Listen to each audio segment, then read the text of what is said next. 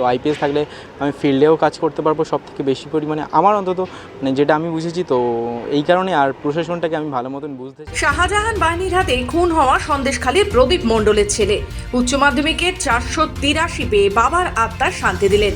2019 সালের উত্তর চব্বিশ পরগনার সন্দেশখালীর বেতাজ বাদশাহ শাহজাহানের লোকজনদের হাতে প্রদীপ মণ্ডল নামে এক ব্যক্তি খুন হয়েছিলেন বলেই অভিযোগ তার স্ত্রীর। স্বামীকে খুন করার পর তার দুই ছেলেকে শেষ করে দিতে পারে শাহজাহানের লোকজন। এই আশঙ্কায় দুই ছেলেকে বুকে জড়িয়ে সন্দেশখালী ছেড়ে দক্ষিণ চব্বিশ পরগনার সোনারপুরে পালিয়ে এসেছিলেন মৃত সন্দেশখালীর প্রদীপ মণ্ডলের স্ত্রী পদ্মা মণ্ডল। বড় ছেলেকে পড়াশোনার জন্য ভর্তি করে দেন নরেন্দ্রপুর রামকৃষ্ণ মিশনে। সেখান থেকে বিজ্ঞান বিভাগে এবছর 483 নম্বর পেয়ে পাশ করলো উচ্চ মাধ্যমিক। বাবার আত্মার প্রতি উৎসর্গ করলেন ছেলে।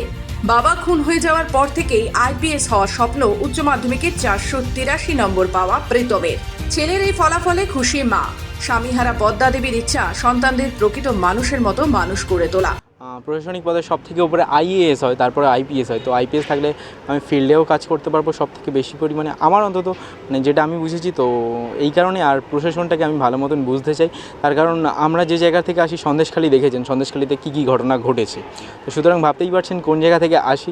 আমরাও মানে সমাজের থেকে যদি আপনি ঠিকঠাক দেখেন এত বড় একটা ঘটনা ঘটেছে, তাহলে আপনি তো নিশ্চয়ই বুঝতে পারছেন যে সন্দেশখালীর ঘটনা এমনি ঘটতো না, কারণ শিক্ষার অভাব, সমাজের একটা নির্দিষ্ট অংশের থেকে আমরা পিছিয়ে আছি। ওর তো মেধা ছিলই, আর বাবাকে খুন হতে দেখেছে, প্রশাসনের সামনেই বাবাকে খুন হতে দেখেছে, সন্ত্রাসবাদীদের আক্রমণ দেখেছে, মাকে ঘর বাড়ি ছেড়ে দুই সন্তানকে নিয়ে পালিয়ে যেতে দেখেছে, গ্রাম প্রতিবাসীকে আতঙ্কে পালিয়ে যেতে দেখেছে। তো সেই জায়গা থেকেই ও যে মানে রেজাল্ট করেছে, সেটা আমি এক কথায় বলবো জবাব দিয়েছে যে বোমা বন্দুকে মেধাকে আটকে রাখা যায় না। মেধা তার মেধা সে ঠিক প্রকাশ করবেই।